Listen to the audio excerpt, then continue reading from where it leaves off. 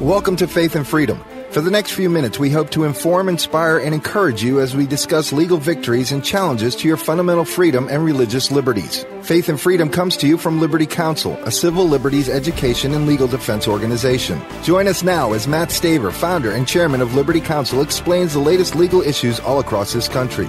In the courtrooms of America, Liberty Counsel is winning the battle for your constitutional freedom. Those that seek to ban guns don't have a clue what they're banning. They have no clue about the subject matter on which they're attempting to legislate.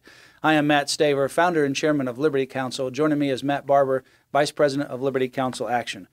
Matt, there's a U.S. Representative, Diana DeGette, Democrat from Colorado, your home state. Yes.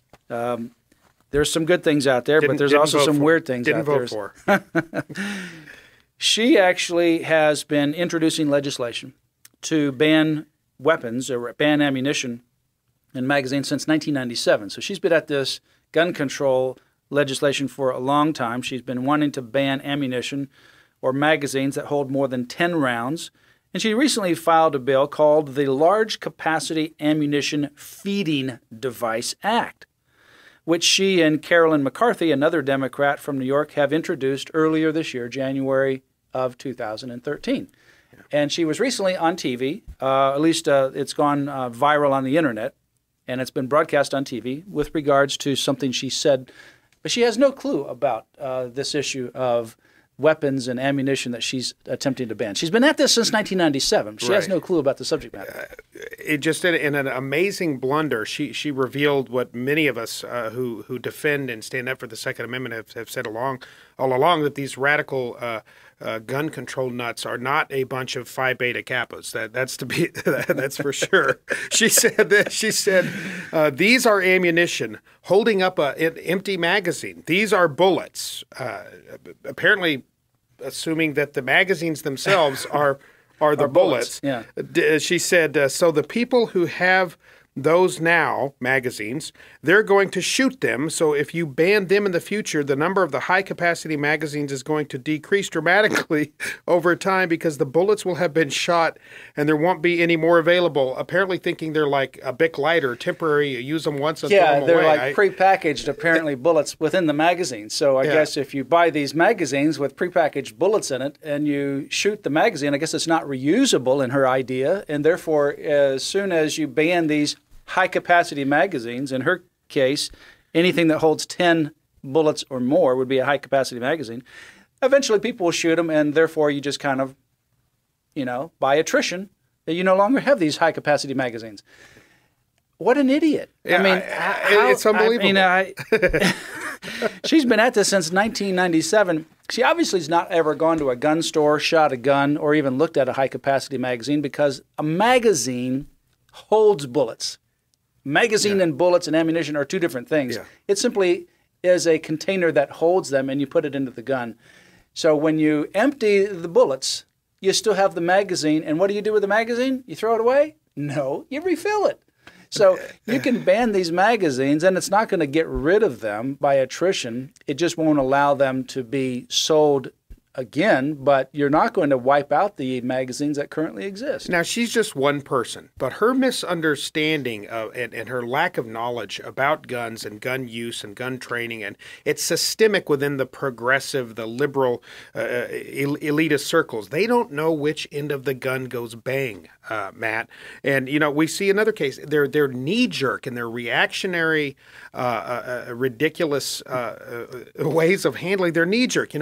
When I was a little boy, at 7 years old, for instance, I had a BB gun, and if I was shooting it irresponsibly, and let's say a BB went astray and hit a passing car, my dad would have I would have got the business end of his hand for sure.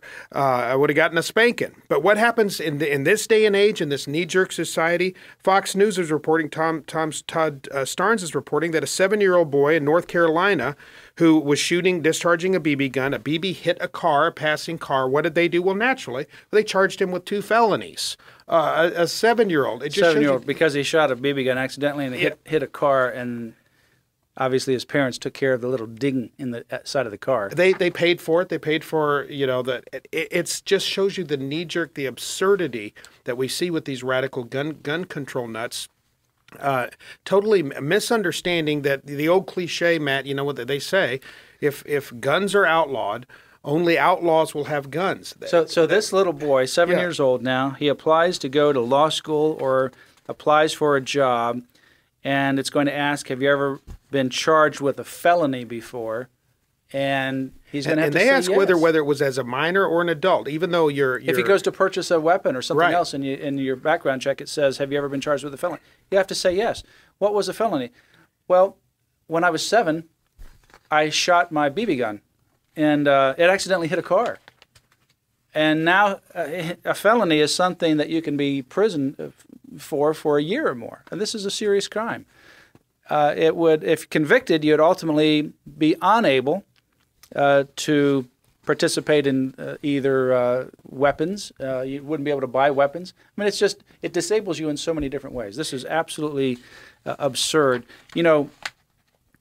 Going back to this other thing with Diana DeGette, her cohort, Carolyn McCarthy, Democrat from New York, she was asked, she had wanted to ban guns with barrel shrouds.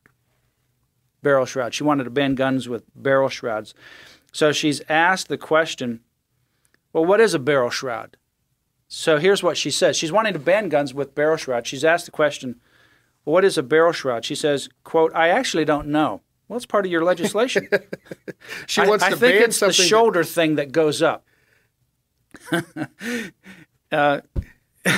And in December, Senator Dianne Feinstein, a Democrat from California, she told reporters that she wanted to ban assault weapons. Why? Well, because she was frightened by photos that she had seen in a whole bunch of gun magazines. She got scared by those photos in 1993 and in 2012. I guess she looked at some more gun magazines recently. And in February, as the whole country knows by now, obviously President Obama, he and his vice president, Joe Biden, said, listen, if you want to fight criminals, you want to protect your home, you should buy a shotgun. And if you have somebody coming in your door, what do? You go outside and you blow off a few rounds, shoot it into the air, or possibly shoot it through the door. This is our Vice President of the United States advising people to just go out and blow off a few rounds. If you go out and blow off a few rounds in the air, you're going to be arrested for doing that. Plus, the bullets that come up, right? What do?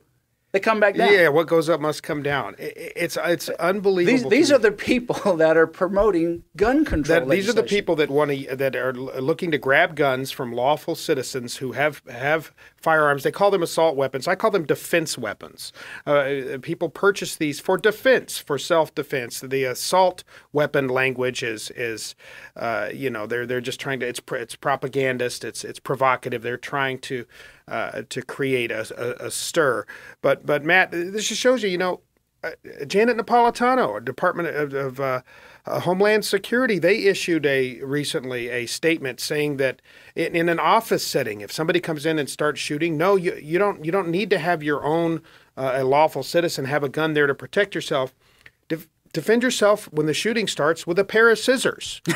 Grab a pair of scissors, and I don't know about you, but if somebody comes at me with a gun, I either want to have a gun or I'm hightailing the other way. I'm not grabbing a pair of scissors. This is the lady who heads up the Department of Homeland Security, securing us. Remember the Indiana Jones scene, where Indiana Jones, the guy has all the sword. Oh, the swords, yeah, going back and forth. He just pulls out the gun and shoots. He had a pretty big size scissors. It didn't do him any good. No, it didn't do him a bit of good. Exactly.